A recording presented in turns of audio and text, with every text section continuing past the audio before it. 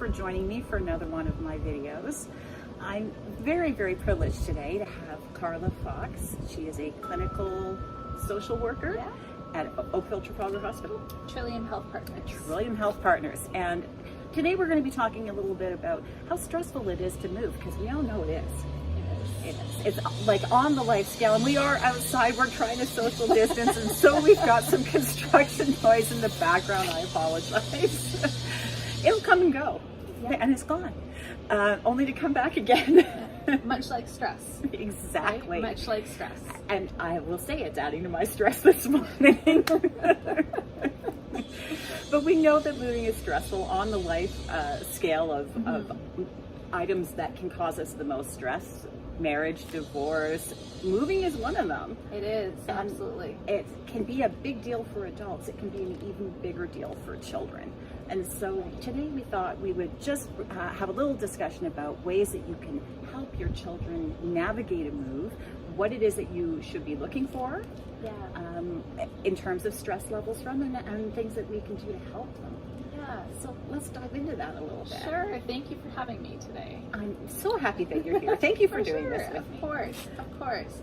You know, I think that stress has become such a predominant topic, especially during the time of COVID. And so our baseline for stress is already somewhat elevated and amplified during the time of a move with all of the transitions taking place. And we certainly know for kids that transitions are difficult, but can be navigated really successfully with some thought and some time and some attention.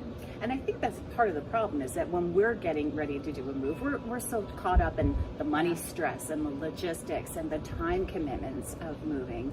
And sometimes, you know, the little ones kind of get shifted to the side and we just assume they're going to be okay. But it's kind of important to acknowledge what they're going through. Yeah, I think that's exactly the word. So, you know, kids pick up on things, right? They pick up on the stress or the energy or the vibe that's happening in the house. They often have little ears that are listening in. Like satellite dishes. Right. They hear all kinds of things, even, but they don't have a context and they don't have an adult brain that's going to really understand that. So they sort of create these stories in their head to make sense of their world. So which may or may not be accurate. Which often is not accurate. Yeah. And so the more that we can be, I think, age appropriately transparent and honest with them and explain the process of what's happening and some of the things they can expect, the more helpful it is to kids. So sort of breaking things down, it relieves some of that uncertainty. Right. And then it helps them ask some questions that maybe they're curious about or maybe they're worried about. Right. So what are some of the signs that we should be looking for in our children? And again, I understand that this is very much an age appropriate thing. You're going to look for different things in a younger child than you will in a, you know, what do we say, late primary school child. Right. But what are some of the signs that they may exhibit? What will that look like so we can recognize that they're struggling a bit? You know, I think when you're looking at the 0 to 5 age group, they've spent so much time with you. I mean, as a parent, you are the center of their world still. So you're going to be probably pretty in tune to some of the things that have changed. But really, it's differences. It's changes in behavior. It's differences. Maybe they're more teary. Maybe they're more withdrawn. Maybe they're waking up more in the night. Perhaps you're noticing some bedwetting that's recurring. So anything that's a change out of what you would say is typical or ordinary for them is probably a good indicator that things feel unsettled in their world. Some of the things that we can do for that are just reminding ourselves that yes, we're stressed, of course, and so are they in their own way. Right. And so keeping to routines as best as possible, making time to go back into the hugs, the kisses, you know, making sure there's still some play time, making sure that some of the things that really bring some of that joy and that steadiness to the day continue to be present in their day so that their whole world hasn't sort of changed. It's turned upside down. Yeah. When we're looking more at the school age children, I think, again, you're probably looking mostly for changes in behavior, things that are out of the norm, but they're probably a little more vocal. They've got more language to Right. be able to describe things. So leaving some time, I mean, I think a lot of parents probably often use the before bedtime chat, right? Right. This is when you're tucking them in and they tend to be perhaps a little bit more settled and want to ask some questions and checking in with them, like, how are you doing? And reflecting. This is, this can be really stressful. Do you have anything you want to talk about? Are there any worries or concerns? If they're distracted at school, if the teachers are reporting anything, those would be some of the things you'd want to look for. Right. Because as they get a little bit older, I mean, they're also leaving their friend group, and often they're leaving their school district, and that can be a particularly challenging thing.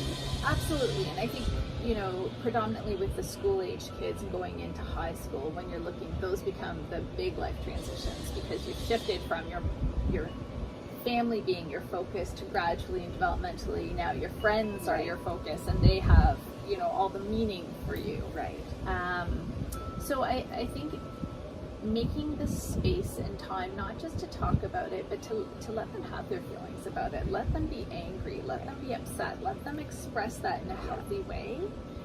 Offer them support. Maybe they need to talk to someone outside of the home. Maybe they want to spend a little bit more time with their friends before they go.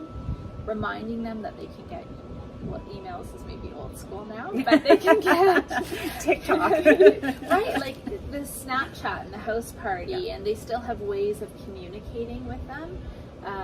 Celebrating, maybe it's a celebration night, a barbecue in the backyard with a couple of friends. So important to allow them to say goodbye, not just to their neighborhood and their friends, but to their home as well. Yes, and if there's opportunity for kids, I think, whether they're little or whether they're adolescents, to go and visit the new house, even outside before the move happens, Right. to walk around the neighborhood, to already have an idea if they're involved in sports or in the arts, are there other things in the community, those sports, those arts happening that they might want to register for, that there's an intent To be create some involved. excitement about where they're going to, because this is a new adventure. I mean, every change comes with Yeah. challenges, but it also comes with new opportunities. And that's it. It's not just about saying goodbye, it's about saying hello. Right. And sort of leaving the space and time to make sure that there's some closure and there's also some welcoming, right? And I think that, with adolescents, they may either be very quiet about it, Yeah. which might be an indicator, or they may be very vocal about it, which is also an indicator. And yet it's all about managing the stress. So the things that can stay the same, trying to keep those things the same. So I'm glad that you mentioned that, because when I moved the last time, and I haven't moved for a while, but when I did move, my eldest daughter was quite young, and she was a bit of an anxious child. And so I knew that the move was going to be a big deal for her. Yes. And so I painted her new room in exactly the same color Yes. as her room in our old house. Even though it was a new room and a new house, it had some familiarity about Yes. it when we came into it. So she never saw it in its previous form. She only saw it in a way that was somewhat familiar. And I do think that helped her.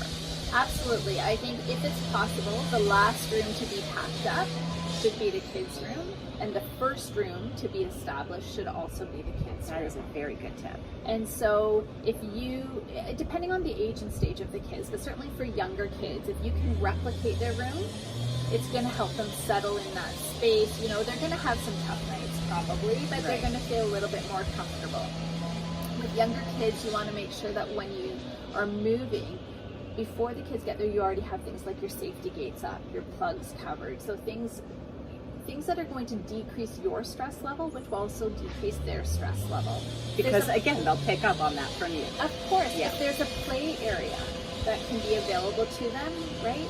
Right. And they can also help in the packing. They can help. This can create some excitement as well. You don't want to start it too early with young kids because that can create a lot of anxiety.